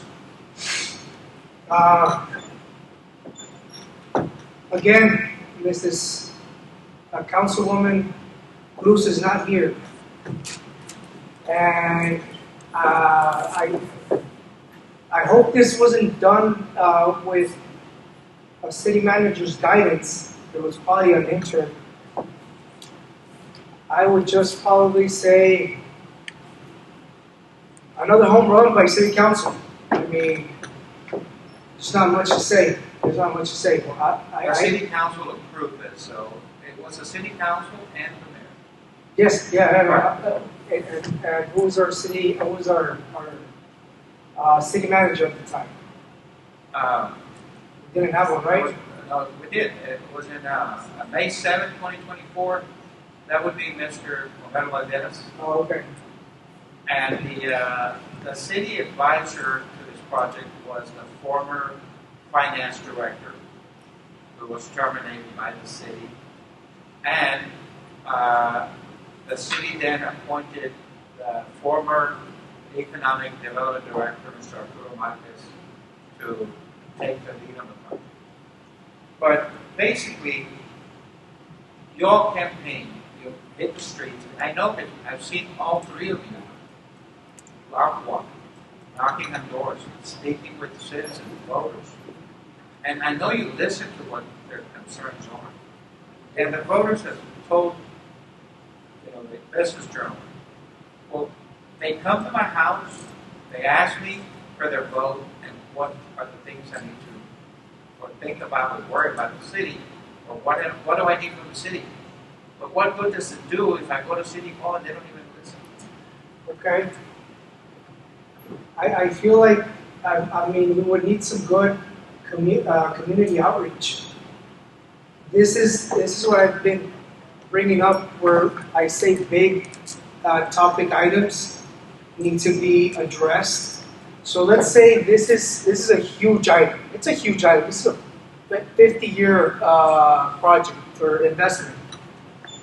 It's how we do the quickest outreach to the community, but try to have everyone involved. But not only that, but have them educated to understand what is happening.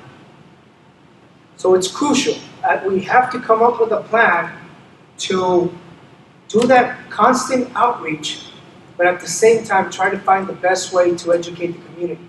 And sometimes it's giving them options like, and I have the name. Well, it's like options like, you have option A, option B, option C. Something simple, but try to do that outreach to the community and try to get them as involved as you can with the situation at hand. Because these types of projects are detrimental, huge investment to our community. So try to have the most outreach, but a well-educated decision. Thank you very much. Mr. Casas. Same question? Yes. All right. Business Journal, right here, December 19, 2023. So it was approved, and I'm sorry to say this because, we did not know each other from this. This project, the tax increment reinvestment zoning, was created by the City of Eagle Pass. And I know the Valdez family is related to this type of project. I don't want to attack that issue because I've said in the past that people that are in business, their main objective is profitability. And the business of the government is accountability. So when this was approved back in 2023, I believe, December 19, the person that is not present today was the same person that was not present when they took the decision. So all I'm saying is, if you are concerned and worried about the $2.3 million loss, well, this $2.3 million loss, you're going to have it for the next 50 years. Because you're going to add debt, which is a liability to the books of the city, but at the same time, you're not getting or you're not buying an asset. So how can we negotiate like that? I'm not saying I'm against it. I'm just saying it seems to me like at the negotiation table, everything was to one side. But I don't blame the investors. I don't blame, people that want to make a profit, because they're here to make a profit. But you got to make sure that you ask the right questions, you use your legal team, you use your finance department, you use the experts that you want to do, because this is going to cost us around $100 million. That's what you mentioned, right? So we're not getting anything in return. We're not getting anything in return, as a city. So we're failing for city for the next 50 years. So it's like having a loss, in a festival, but for the next 50 years, $2-point-something million every year that is going to cost the citizens, and it's going to cost, the taxpayers' money, because we, as the council chambers, didn't ask the right questions and didn't negotiate the right way. Thank you.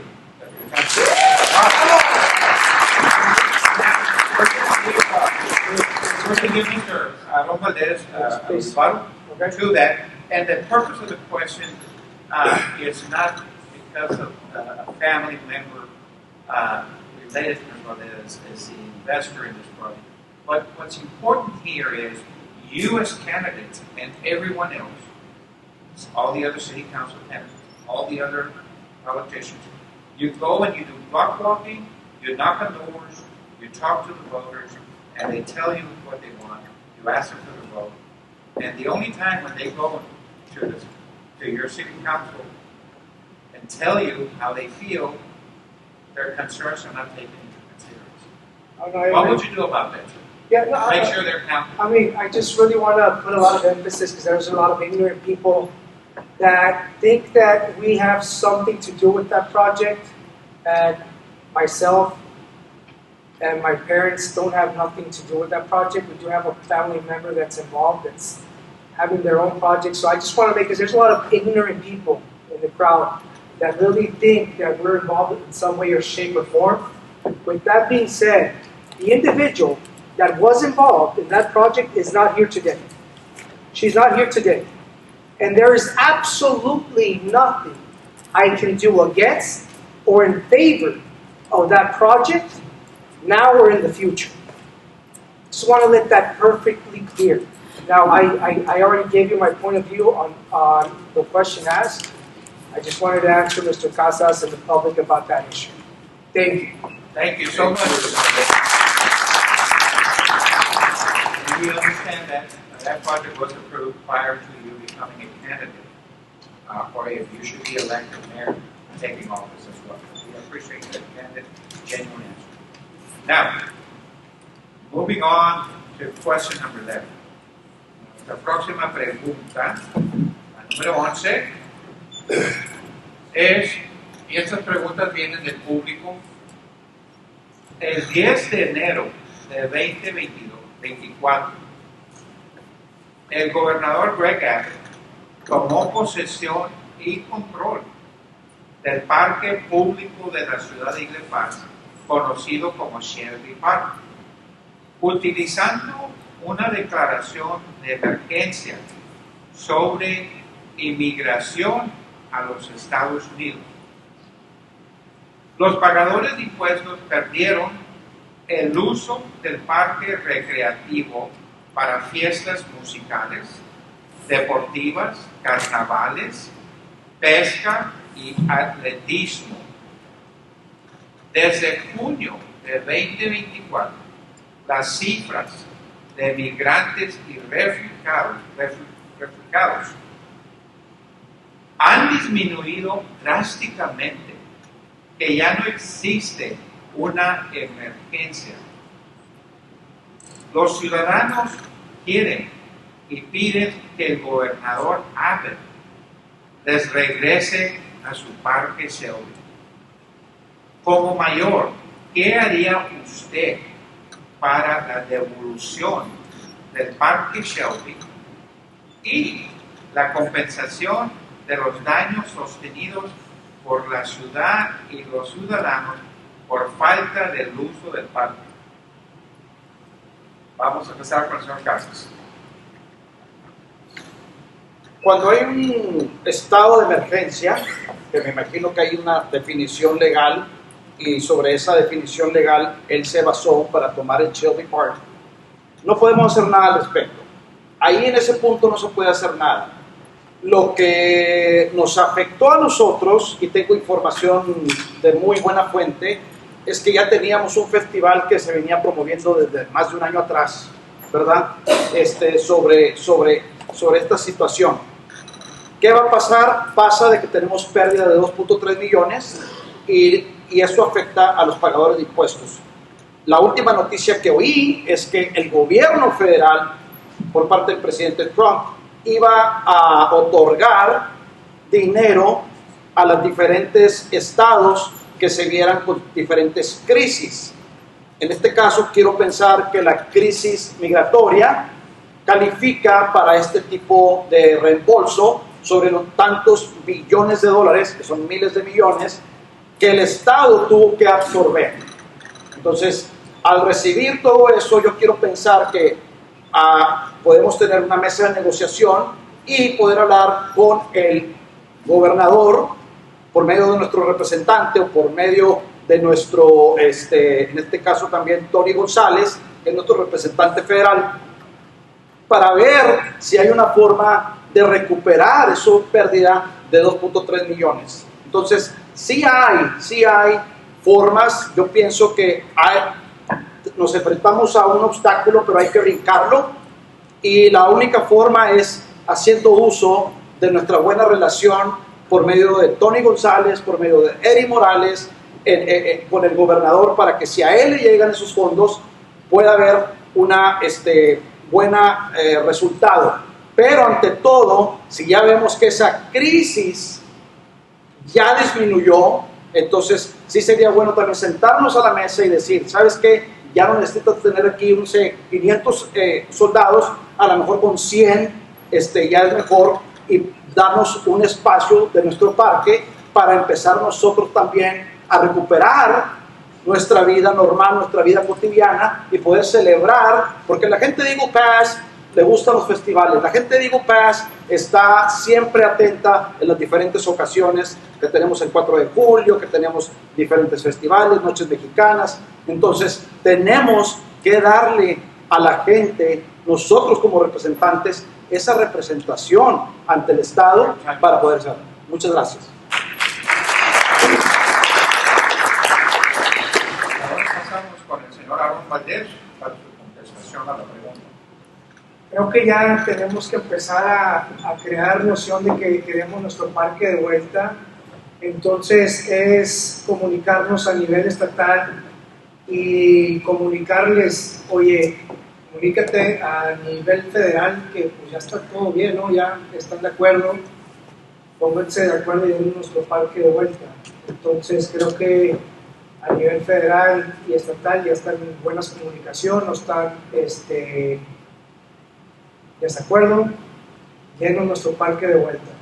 Muy simple, nomás decirles, creo que están de acuerdo, nosotros lo único que queremos es nuestro parque. Muchísimas gracias.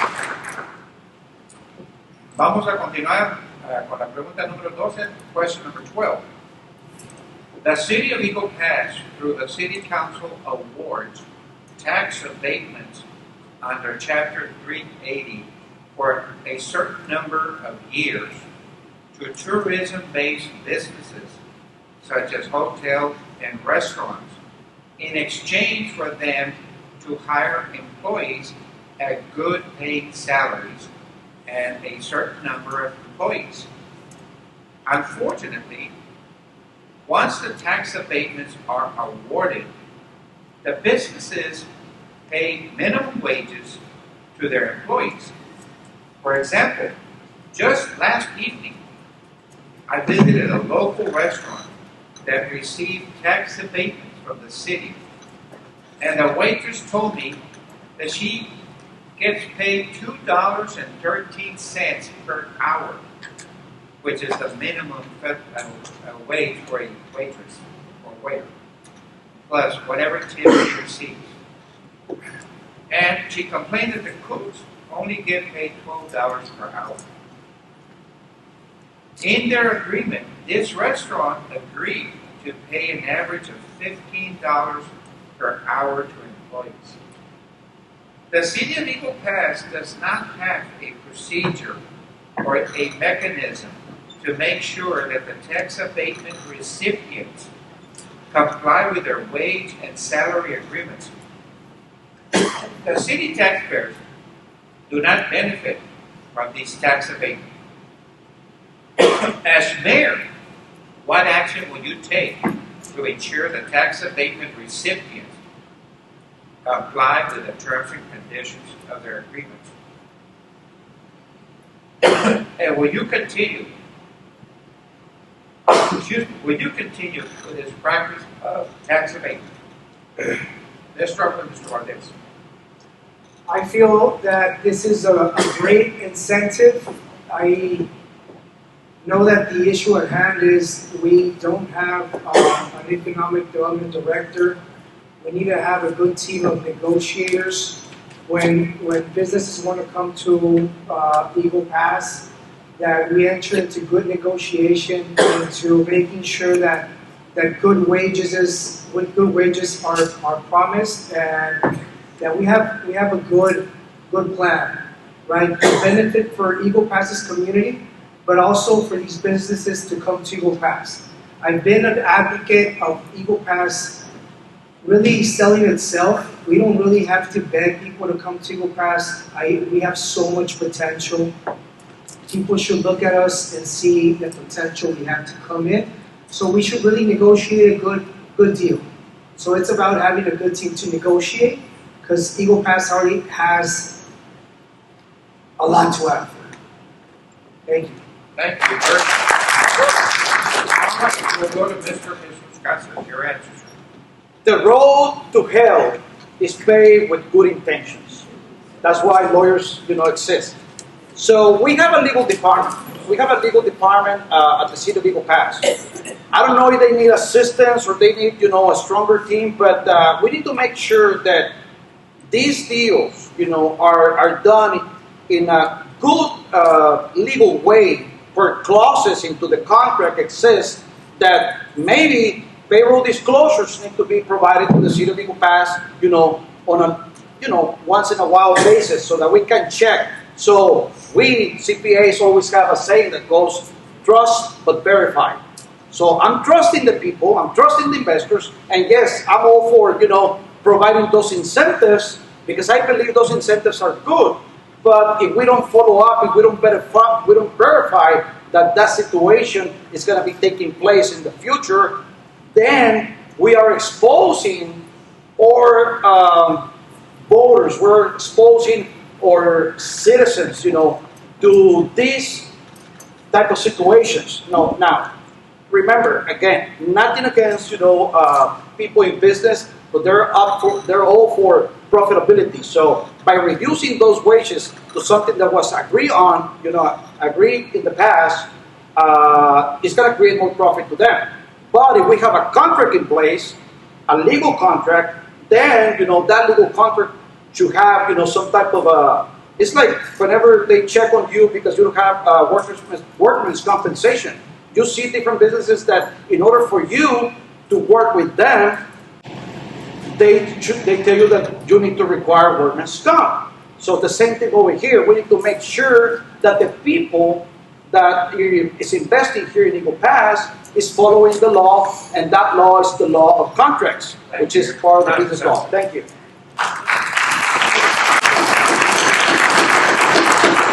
Vamos a continuar con nuestra próxima pregunta, es la siguiente. La ciudad de Eagle Pass otorga beneficios a empresas por medio de varios programas ya mencionados, pero a sus pagadores de impuestos no les da ningún descuento o beneficio similar. Como mayor, ¿qué propuestas haría usted para ayudar a sus pagadores de impuestos? Y segunda pregunta, ¿usted apoyaría dar un descuento del 3% a los pagadores de impuestos de la ciudad quienes pagaran sus impuestos en octubre de cada año? Vamos a empezar con el señor Casas. Bueno, como ustedes lo saben, yo fui recaudador de impuestos y una de las cosas que siempre nos funcionó son esos descuentos del 3, el 2 y el 1. Era el 3% en octubre, 2% en noviembre, 1% en diciembre, y ya en enero 31 pues era el impuesto. Nos ayudaba mucho porque era parte de la recuperación de efectivo, era parte de la recuperación de los fondos, y de esa manera podíamos asegurarnos que la gente en los primeros 3 meses se generaran muchos ingresos por recaudación de impuestos. Yo estoy a favor del 3-2-1 sin ningún problema, y si alguien tiene algún tipo de propuesta que sea mejor que el 3-2-1, estaría dispuesto a la negociación, estaría dispuesto a ver cómo el concilio puede trabajar en algo que pueda ayudar a los pagadores de impuestos. Entonces yo soy de los que pienso que si tú vas a tener un beneficio, debes de ayudar a los pagadores de impuestos, a los contribuyentes, porque es de ahí donde mucho de nuestro presupuesto se usa para las mejoras de la ciudad. No sé si nuestra candidata ausente pueda ayudarnos en un proyecto así, o por qué no se ha puesto algo en la mesa, porque ella insistía de que teníamos que tener experiencia estando en el concilio para poder aplicar para esta posición. Yo no creo que eso sea verdad. Yo creo que somos personas calificadas y que de una forma u otra lo que queremos es ayudar a los contribuyentes, pero también a la misma vez nosotros poder beneficiarnos de esos descuentos para incentivar a que la gente se acerque temprano. Gracias. Muchas gracias. Ahora pasamos con el señor Aarón Valdez para su respuesta y contestación. Sí, creo que, pues como comentaba ahorita, ahí le pasa grande a sí mismo, no tenemos que andar dando tantos incentivos, mas sin embargo, pues si ya los están dando, ¿por qué no ver por los ciudadanos? Entonces, definitivamente estoy de acuerdo con una reducción fiscal, pero hay que verlo a la par, ¿verdad? O sea, tenemos que tener un balance. Empezamos a quitar incentivos para empresas y ver por los ciudadanos, ¿verdad? Hay muchas inversiones que sabemos que están llevando a cabo innecesarias, donde pudiéramos enfocarnos en esa reducción fiscal. Entonces, definitivamente, eso es algo que aportaría y apoyaría, al igual como lo he hecho en las entidades gubernamentales en las que he estado anteriormente. Lo que sí pondría un enfoque es a la gente ya de grande edad, a los 65 años, si pudiéramos hacer algo para facilitar esos impuestos. O sea, sabemos que ya recorrieron sus vidas, emprendieron, trabajaron. Para mí sería eso una prioridad. Entonces, si pudiéramos tener algo de enfoque, yo creo que sería esencial. Muchas gracias. Muchísimas gracias. All right, continue with our next question. Generation C members are you today. About 40% of them have indicated in studies that they would prefer to study vocational and technical skill jobs instead of going to college. So over the next 5 to 10 years, the demand for workforce ready and technical vocational education will see an increase of demand for workers with these skills. As mayor, what specific initiatives do you propose to strengthening the partnership between the city and the local community college to enhance the availability of a workforce ready to participate in the growing technical vocational skill jobs in the community? And what initiatives can the City of Eagle Pass take to ensure partnerships and scholarships for local residents to attend the local community college? All right, we're going to go first with Mr. Valdez. I feel that's a growing sector where we really have to have a good outreach and have these services available, but also be promoting it within our local education systems. I personally vouch, and it's an example where at the community college they're promoting solar install, but the only company that we have in the region is ours. So there's a lack of work. So you do have these opportunities to go study and be a master electrician, be a plumber, but once you get certified, there's not a lot of work. So either you start being self-employed, or you either go to another metropolitan town where you can find some work. So I feel that we need to really branch out and create that network with the private sector to be sure that once certified and being available to work, you have work available, especially here locally. So it's having a constant good communication with our private sector and whoever is available for providing the education needed to develop these skills. All right, well, thank you very much. Now we go to Mr. Jesus Casas for his answer. Well, first of all, we need to talk to the different people and the different companies here, with the business, with the entrepreneurs, making sure that what is it that is there, there is high in demand. Number one, it could be technology. Number two, it could be social media, people, advertising. It could be a plumber. It could be an electrician. It could be... Now, you got to understand one thing.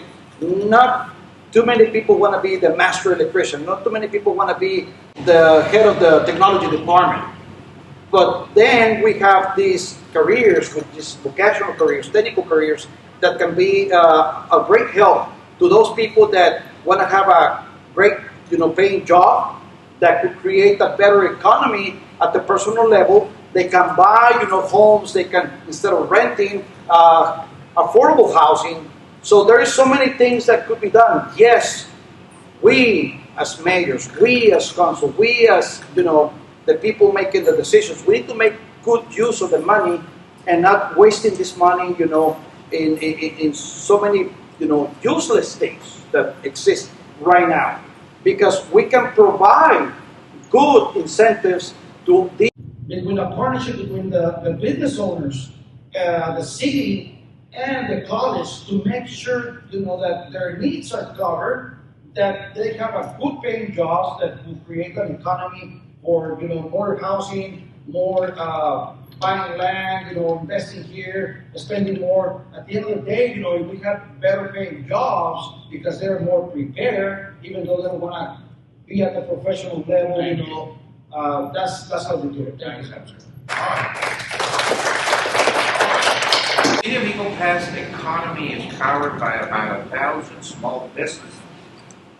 As mayor, what specific initiatives do you recommend for the City of Eagle Pass to undertake to assist these small businesses operate and grow within our city?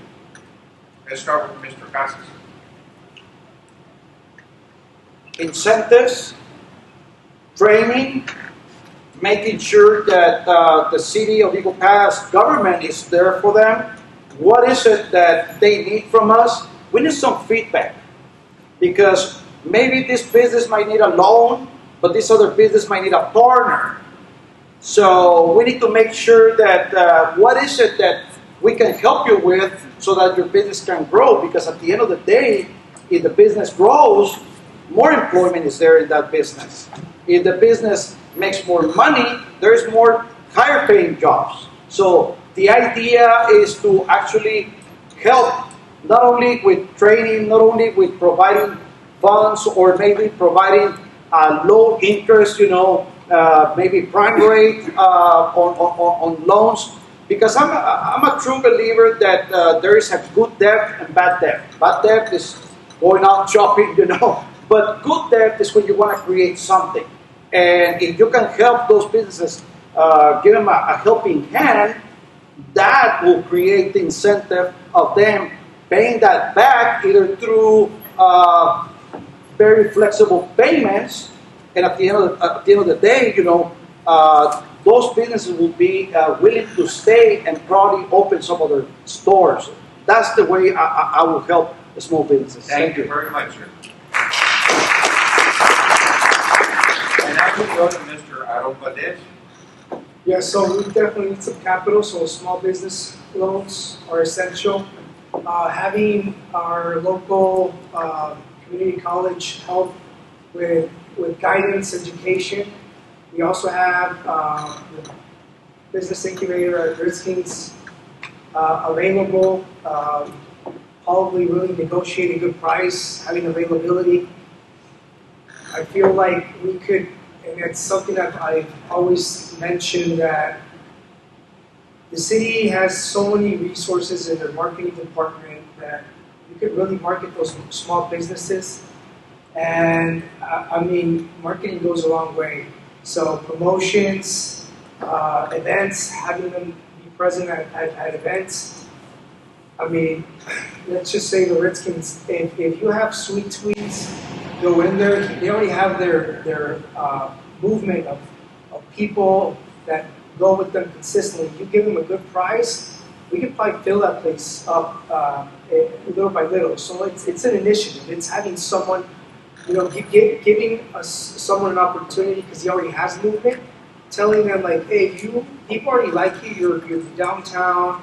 Try to take the initiative and come to this incubator, and other businesses see that as an opportunity. So they're like, okay, so there's already going to be movement. I can probably bring my business to this and invest to it. So it's another opportunity. So you add that, you add some good marketing, you add some business loans, you put all of them together. There's an opportunity. Thank you. Thank you so much.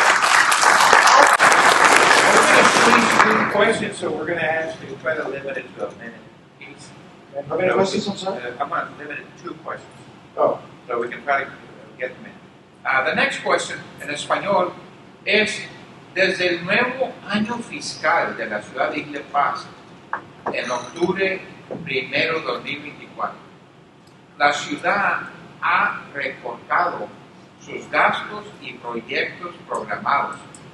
Como ejemplo, la construcción del nuevo edificio de obras públicas por 10 millones y no ha completado el estudio de los salarios de los empleados de la ciudad para ajustar sus salarios de acuerdo con el mercado. Como mayor, ¿qué iniciativas recomendaría usted para cumplir con estos proyectos aprobados pero no terminados? Señor Valdez, vamos con usted primero. Creo que voy a tener que dar una respuesta algo simple. No tenemos un director en el departamento. Necesitamos tomar esa iniciativa, que esa sea nuestra prioridad, así como el resto de los departamentos que sabemos que están vacantes. Entonces, yo diría que tomar esa iniciativa y dejar que a lo mejor emprendiera este proyecto como iniciativa. ¿Y por qué? ¿Qué haría usted para que se cumpliera el estudio de salarios de los empleados para poder hacer ajustes de acuerdo con el mercado? Está pendiente, no se acabó. Sí, creo que a lo mejor ponerle presión al administrador de la ciudad, ver por qué no se está llevando a cabo, que nos entregue un reporte que nos diga cuál es la demora y pues poner presión y ver cuál es su excusa, cuál es su motivo de razón. Muy bien, muchísimas gracias por su contestación. Ahora vamos con el señor Jesús Casas. Nuestros empleados, y todos lo sabemos, son nuestros mejores activos. Por eso se le llama recursos humanos, el departamento encargado de aquellos recursos que se convierten en empleados. Yo le pondría mucha prioridad al estudio de mercado, y aunque no nos podemos meter de lleno porque ya es un departamento bajo el city manager, el administrador de la ciudad, sí podemos pedirle cuentas al administrador de la ciudad que qué está pasando con este tipo de estudio, porque no nos queremos quedar atrás. Los impuestos suben, los precios de las casas suben, el mandado sube, pero resulta que los salarios pues están atrás. Y eso te afecta en tu economía personal, en tu economía familiar, y por consecuente hay una crisis económica en toda la ciudad, o al menos en aquellos empleados que trabajan para la ciudad. Para mí sería una prioridad ver qué está pasando con este estudio para poderlo implementar, no a lo mejor al tas, pero sí a lo mejor de una manera que vaya poco a poquito subiendo, pero tener una limitación en el tiempo. Número 2, pondría ver qué más se necesita, como se necesita el departamento, este nuevo edificio, pero no nada más eso. El estudio de finanzas nos enseña que hay que ser bueno en los usos y recursos de dinero. Entonces hay que checar eso y poderlo. O sea, gracias. Thank you very much. All right. And our final question for this evening will be also in Spanish, and that is, como mayor, ¿cuáles serían sus planes y metas para el desarrollo económico de la ciudad de Eagle Pass? ¿Y cuál es un buen ejemplo de una empresa local exitosa del desarrollo económico? Vamos a empezar con el señor Casas. Desarrollo económico es muy importante, pero importante es estar presente. Tenemos que estar presente dando la cara. Y eso es algo que a lo mejor pues, no se ha visto últimamente en estos tipos de eventos. Entonces yo quiero representar a la gente, yo me tengo que hacer presente y ver cómo vamos a llevar a Eagle Pass al siguiente nivel económico. Vino Elon Musk y hay gente que se tomó fotos y todo, pero pues yo le hubiera dicho, oye, pásale por acá para la oficina, pues invierte unos 20 millones de los 200,000 que tienes. O sea, ¿qué le puedo decir? Aquí, pues ya, lo que te puedes decir es que no, pero le vas a pelear por el sí, porque el no ya lo tienes. Entonces, eso para el desarrollo económico. Para el desarrollo económico, pues las metas es muy simple, sentarnos con los diferentes grupos como la Cámara de Comercio, como ver las diferentes colaboraciones con las diferentes entidades gubernamentales para poder traer a esas empresas. Pero pues estamos gastando 3.5, 3.8 millones en infraestructura, pero en actividades culturales y en actividades de fiestas estamos gastando casi 8 millones. Entonces no le estamos poniendo prioridad para que esa gente venga y diga, ¿sabes qué? Aquí quiero estar, hay buenos hoteles, hay buena vivienda. Muchas gracias. Gracias. Okay. ¿Cuáles son sus metas y planes para el desarrollo económico de Eagle Pass? ¿Y cuál empresa local sería un buen ejemplo? Mire, creo que definitivamente tenemos que analizar la infraestructura de la ciudad y ahorita ya tenemos un grupo de Metropolitan Planning Organization, ya estamos viendo un plan general alineados con el condado. La idea sería alinearnos con el sector privado, saber que estamos creciendo como ciudad y condado y trabajar en conjunto, a la misma vez seguir trayendo inversionistas a la comunidad que nos ayuden a desarrollarla, sabiendo que tenemos al puente internacional, tenemos a Piedras Negras al lado, tenemos a la tribu Kikapul, tenemos tanta potencial. Entonces, vuelvo a lo mismo, si ya la estamos desarrollando, sería el enfoque en que se debe desarrollar correctamente.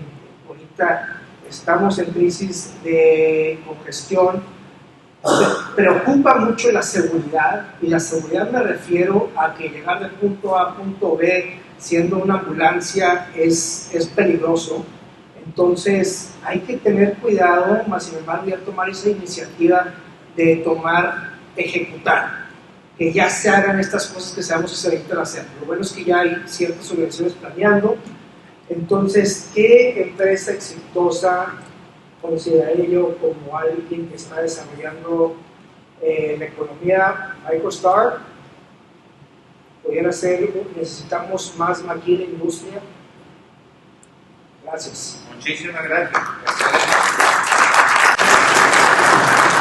Ahora sí, para concluir, vamos a darle a cada candidato un minuto de clausura, su mensaje aquí a los votantes presentes y viéndonos los miles por Facebook y YouTube. Vamos a empezar con el señor Jesús Casas. Un minuto solamente. Yo solo le quiero decir a la gente que voy a ser un mayor presente, voy a ser un mayor que voy a vivir todo aquello que les preocupa, todo aquello que quisieran hacer, todo aquello que quisieran ir viendo en la ciudad de una manera transparente, de una manera presente y no ausente, porque eso es lo que necesita la gente, alguien que pueda estar dando la cara. Yo estoy comprometido, mi familia vive aquí, hemos estado aquí por muchos años, Y una de las cosas es ese compromiso que viene con el tratar con la gente, el que te digan las cosas, el que digan, muy bien, sabes que esto no me gustó, porque no todos puede ser positivo. Entonces, esa transparencia es muy importante, pero ante todo me voy a dirigir a los votantes que están independientes y que están indecisos.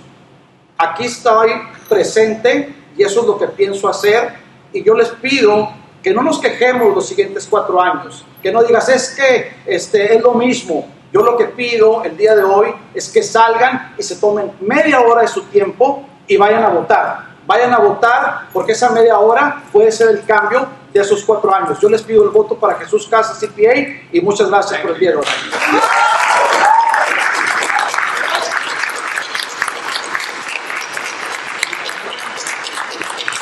Le vamos a dar 1 minuto y 20 segundos, mismo tiempo que el señor Casas, al señor Aarón Valdez. Me pasé. No tengo mucho que decir, la verdad.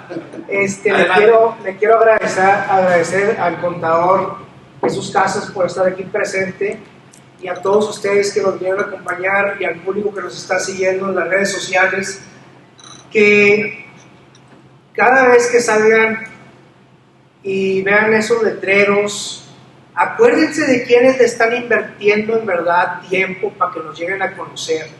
Esto es, así como le invertimos a elecciones federales, estatales, las más importantes son las locales.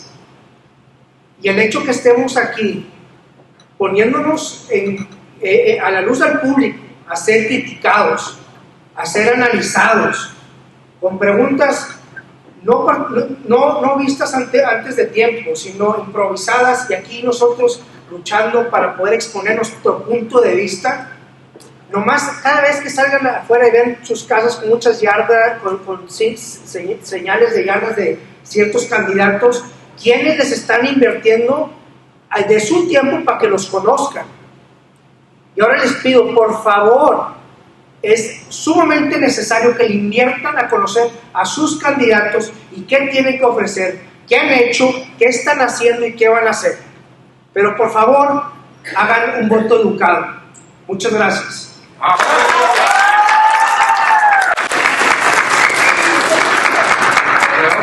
We want to conclude this with a big round of applause to our 2 candidates.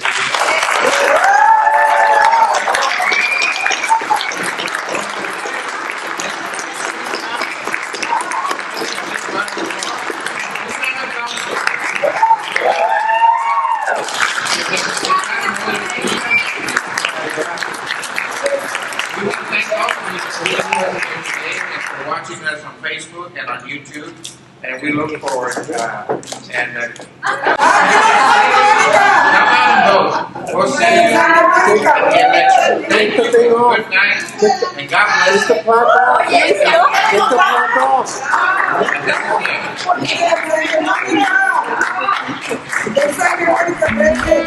Sí, para ahí.